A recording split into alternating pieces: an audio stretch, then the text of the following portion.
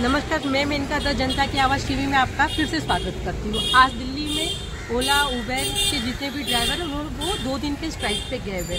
अब उनके स्ट्राइक पे जाने की वजह क्या है, आप उनकी ज़बानी से सुनिए। बताइए, आपका नाम आप पूरा पे? मेरा नाम है प्रवीण कुमार है। हाँ? मैं ओला उबर दोनों में गाड़ी चलाता हूँ। दिक्कत ये है कि हम प्राइवेट हमारी गाड़ी कॉमर्शियल है।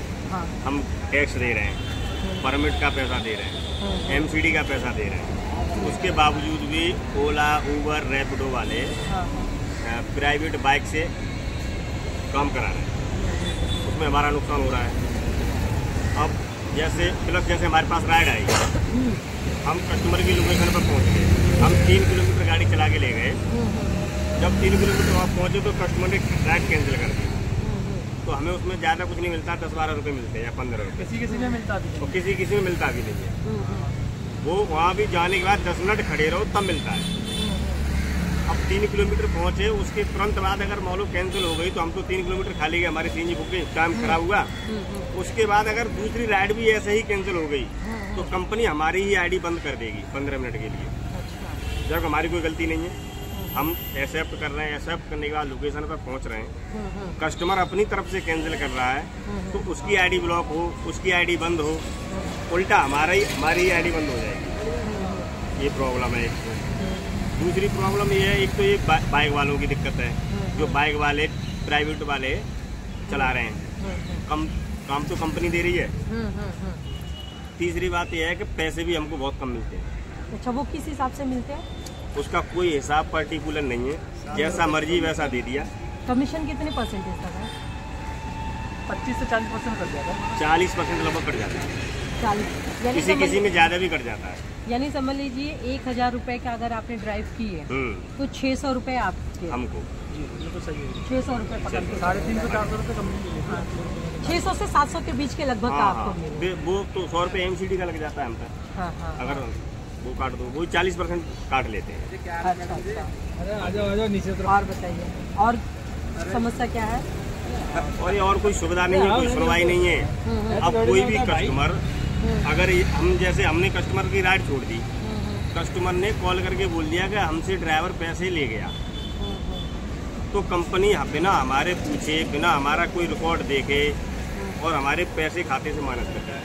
अच्छा, अगर उन्होंने खाली बोल भी दिया तब भी। अब कोई राइड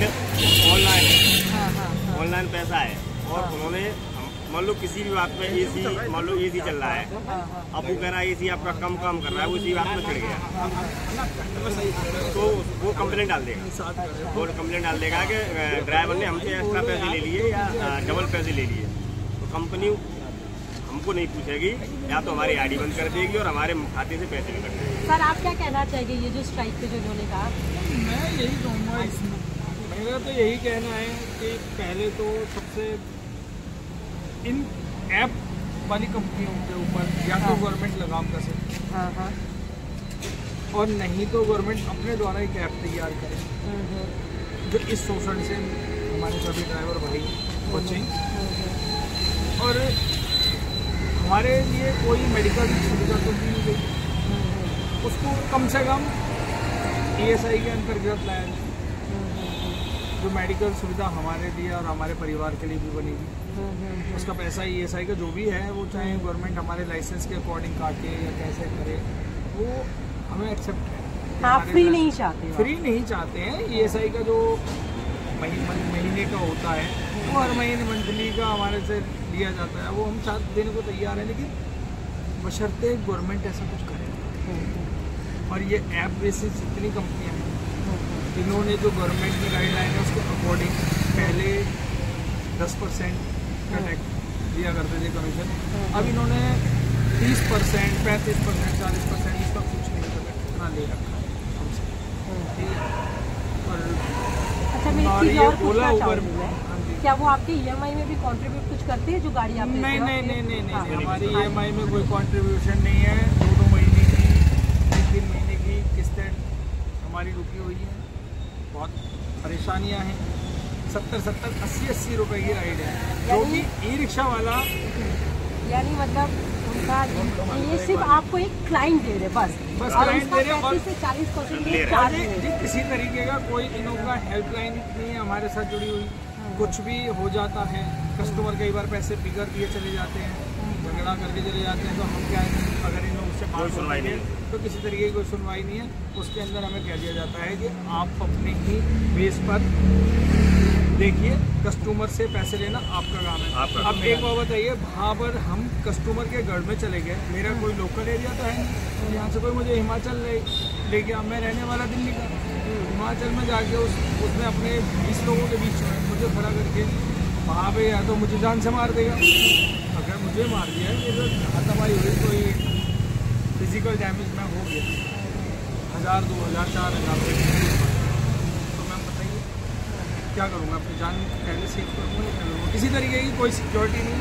अगर कस्टमर ये बात कह देगा कि हमसे ड्राइवर डबल पैसे लो तो हमारे पैसे काट देंगे, हमारे अगर हम कहेंगे कि हमारे कस्टमर ने पैसे नहीं दिए तो नहीं मिलेंगे कई बार कस्टमर। और दूसरी बात ये है कि एक प्राइस होना चाहिए कि कम से कम क्या एक रेट तय करें कि इतने रुपए किलोमीटर होगा, ये टाइमिंग का होगा, उस बेस के हिसाब से चलना चाहिए। प्राइवेट इन्होंने बाइक हैं, प्राइवेट गाड़ियों को अटैच कर दिया है अपने साथ, इनने हम लोग टैक्स दे रहे हैं, एमसीडी दे रहे हैं, हर स्टेट का टैक्स। कभी एमसीडी यहाँ पर 1500 रुपये की हुआ करती है, अब वो 3000 की हो गई है। जो टोल है वो भी मंथली लेने पे, और नहीं तो अगर मंथली नहीं लेते हैं हमें ट्रिप वाइज देना पड़ता है। ट्रिप वाइज अगर हमने दिन में 4 बार गए तो ट्रिप के अकॉर्डिंग नहीं मिलता है। तो मैडम और कई बार ये होता है कि इन कंपनियों में टैक्स नहीं मिलता। हम जब कंप्लेंट करते हैं तो कह देते हैं कि ओला कंपनी या ये हमसे कह देते हैं आपका जीपीएस काम नहीं कर रहा था, और जिसकी वजह से वो रिकॉर्ड में नहीं आया, तो जीपीएस नहीं आया, अब हम कुछ नहीं कर सकते, ठीक है। और उसमें हमारा टैक्स टोल भी नहीं मिलता, और 100 रुपये हमारी जेब से चले जाते हैं। कई बार ऐसा होता है, इसलिए ड्राइवर आयोग, समस्या सभी लोगों की है, ठीक है, ड्राइवर आयोग भी बनना चाहिए, ड्राइवर आयोग बनना चाहिए। सबसे पहली बात तो यही है, और सरकार को पैसे भी नहीं मिलते हैं, बहुत मुश्किलें हैं। आपने ये जो स्ट्राइक लिए हुए हैं, तो आप चाहते क्या हो?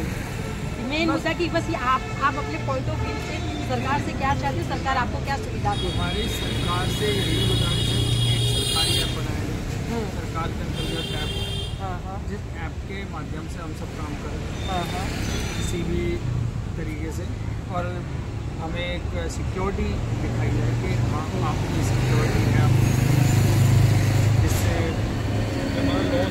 हमारा लॉस बचेगा और हमारी सेफ्टी है।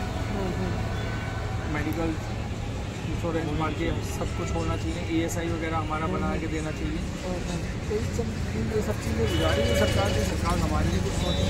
अब हमारा हर तरीके से शोषण हो रहा है, हम रोड पे निकलते हैं, पुलिस द्वारा शोषण किया जाता है, हम रोड पे टैक्स भर रहे हैं, सब कुछ भर रहे हैं, कस्टमर हमें परेशान करते हैं। कई बार क्या होता है, प्राइवेट गाड़ियाँ जिन्हें चलानी नहीं आती हैं, हम सब प्रोफेशनल खड़े हैं, हमें सबको एक्सपीरियंस होता है गाड़ी चलाने का, अगर हमारी गलती नहीं भी है, वो एक प्राइवेट नंबर की गाड़ी लेके आया है और उस बंदे को कुछ नहीं पता गाड़ी चलाने के बारे में, अभी वो नया आया, उसने हमारी गाड़ी ठोक दी और हमने कुछ बोला उसको, तो उल्टा हमारी गाड़ी को रास्ते में खड़ी करा के पुलिस, और वो सामने अगर अपनी किसी पावर में होता है किसी की जान पहचान से, तो उस प्रेशर में आके पुलिस डिपार्टमेंट भी क्या करता है कि हमारे ऊपर ही दबाव बना देता है। अब हमें क्या करना है, हम अगर उसके चक्कर में एक दिन अपनी गाड़ी खड़ी करते हैं, हमारा 2 से 2,500 रुपये का नुकसान ठीक है, जेब से जाता है, जो हमारी अपनी जेब से जाता है। अब बताइए हम क्या करें?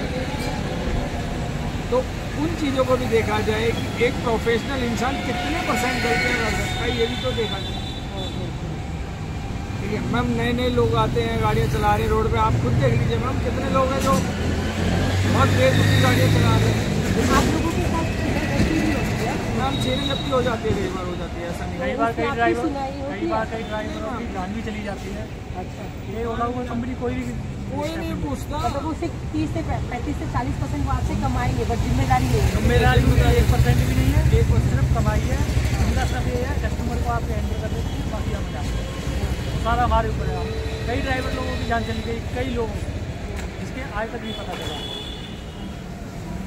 गाड़ी भी छीन ले जाते हैं, मारपीट भी करते हैं, लेकिन कभी किसी को आज ओला उबर तो मना कर देती है हमें, एक बार तो एयरपोर्ट पे सर्दियों में एक बंदा सोते हुए उसका अटैक आया था, पता नहीं क्या हुआ था, ऑनलाइन था, कंपनी की ड्यूटी पे था, जैसे ऊबर हम चलाते हैं, ओला ऊबर पे अगर वो खत्म हो गया ऑन ड्यूटी तो कुछ तो होना चाहिए। हाँ, जैसे नॉर्मल प्राइवेट कंपनी में होता है, जब हम ऑन ड्यूटी है तो कुछ तो होना चाहिए उसका, लेकिन ऐसा कुछ नहीं होता, कुछ भी नहीं। नहीं। वो सिर्फ पैसा कमाने की, जितनी भी ओला उबर जितनी भी है पैसा कमाने के, ये ऑनलाइन जितनी भी ऐप है सारी जिम्मेदारी नाम की कोई चीज़ नहीं। नहीं। आप कुछ कहना चाहेंगे सरकार को? सरकार से वही है जो हमारे भाई साहब ने बोला है, वही सेम डिमांड हम लोग। बाकी हमारा यूनियन है, यूनियन ने सारी डिमांडें सरकार को दी है और ऐसा नहीं कि हमारे जो बैठे यूनियन में उन लोगों ने सारी डिमांडें लोगों को बता दी हैं।